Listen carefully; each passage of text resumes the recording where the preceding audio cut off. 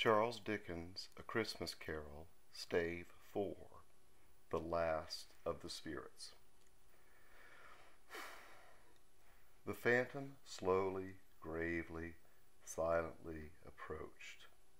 When it came near him, Scrooge bent down on his knee, for in the very air through which the spirit moved, it seemed to scatter gloom and mystery.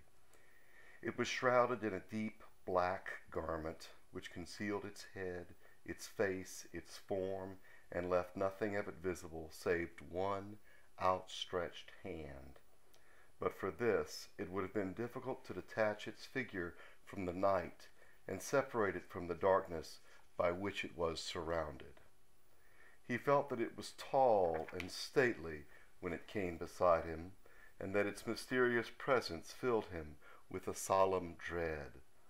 He knew no more, for the spirit neither spoke nor moved. "Am I in the presence of the ghost of Christmas yet to come?" said Scrooge. The spirit answered not, but pointed outward with its hand. "You're about to show me shadows of things that have not happened, but will happen in the time before us," Scrooge pursued. "Is that so, spirit?" The upper portion of the garment was contracted for an instant in its folds, as if the spirit had inclined its head. That was the only answer he received. Although well used to ghostly company by this time, Scrooge feared the silent shape so much that his legs trembled beneath him, and he found that he could hardly stand when he prepared to follow it. The spirit paused a moment, as if observing his condition and giving him time to recover.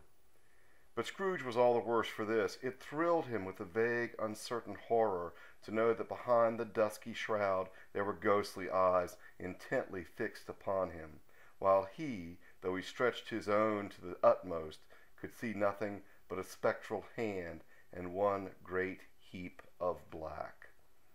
"Ghost of the future," he exclaimed, I fear you more than any spectre I have seen, but I know your purpose is to do me good, and I hope to live to be another man from what I was. I'm prepared to bear your company, and will do it with a thankful heart. Will you not speak to me?" It gave him no reply. The hand was pointed straight before them. "Lead on," said Scrooge, "lead on. The night is waning fast, and precious time to me, I know. Lead on, spirit." The phantom moved away as it had come towards him. Scrooge followed in the shadow of its dress, which bore him up, he thought, and carried him along. They scarcely seemed to enter the city, for the city rather seemed to spring up about them and encompass them of its own act. But there they were in the heart of it, on 'change upon most merchants, who hurried up and down, and chinked the money in their pockets, and conversed in groups, and looked at their watches, and trifled thoughtfully with their great gold seals, and so forth, as Scrooge had seen them so often. The spirit stooped beside this one little knot of business men. Observing the hand was pointed toward them, Scrooge advanced to listen to their talk. "No," said a great fat man with a monstrous chin. "I don't know much about it either way. I only know he's dead." "When did he die?" inquired another. "Last night, I believe." "Why, what was the matter with him?" asked a third, taking a vast quantity of snuff out of a very large snuff-box. "I thought he'd never die." "God knows," said the first, with a yawn. "What has he done with his money?" asked a red-faced gentleman, with a pendulous excrescence on the end of his nose that shook like the gills of a turkey-cock. "I haven't heard," said the man with the large chin, yawning again. "Left it to his company, I suppose. He haven't left it to me, that's all I know." This pleasantry was received with a general laugh. "It's likely to be a very cheap funeral," said the same speaker, "for upon my life I don't know of anybody to go to it. Suppose we make up a party and volunteer." "I don't mind going if a lunch is provided," observed the gentleman with an excrescence on his nose. "But I must be fed if I make one." Another laugh. "Well, I'm the most disinterested among you after all," said the first speaker, "for I never wear black gloves, and I never eat lunch. But I'll offer to go if anybody else will.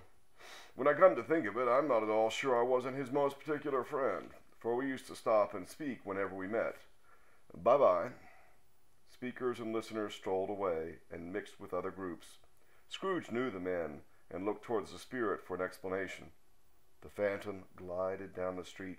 Its finger pointed to two persons meeting. Scrooge listened again, thinking the explanation might lie here.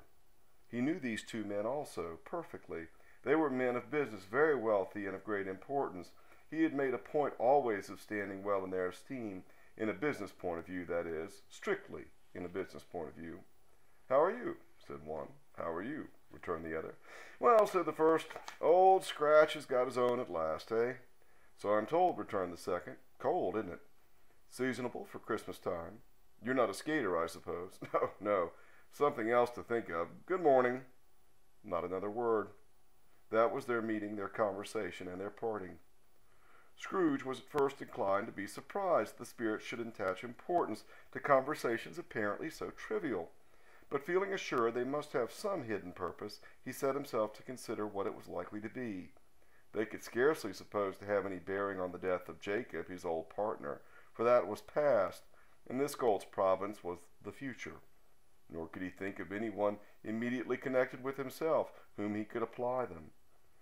But, nothing doubting that to whomsoever they applied, they had some latent moral for his own improvement, he resolved to treasure up every word he heard and everything he saw, and especially to observe the shadow of himself when it appeared. For he had an expectation that the conduct of his future self would give him the clue he missed, and would render the solution of these riddles easy.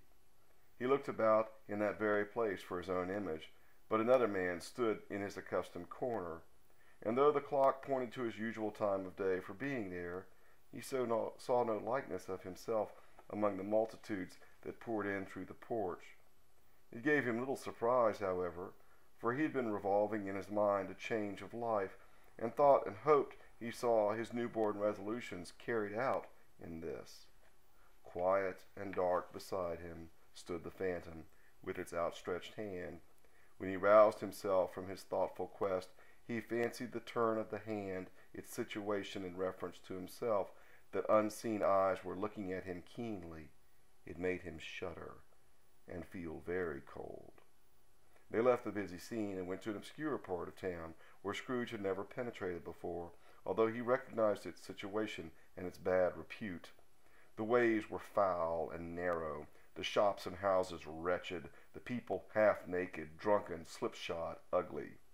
Alleys and archways, like so many cesspools, disgorged their offenses of smell and dirt and life upon the struggling streets, and the whole quarter reeked with crime, with filth and misery. Far in this den of infamous resort there was a low-browed, beetling shop, below a penthouse roof, where iron, old rags, bottles, bones, and greasy offal were brought.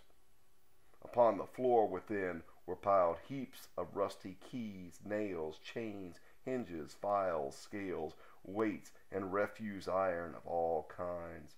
Secrets that few would like to scrutinize were bred and hidden in mountains of unseemly rags, masses of corrupted fat, and sepulchres of bones.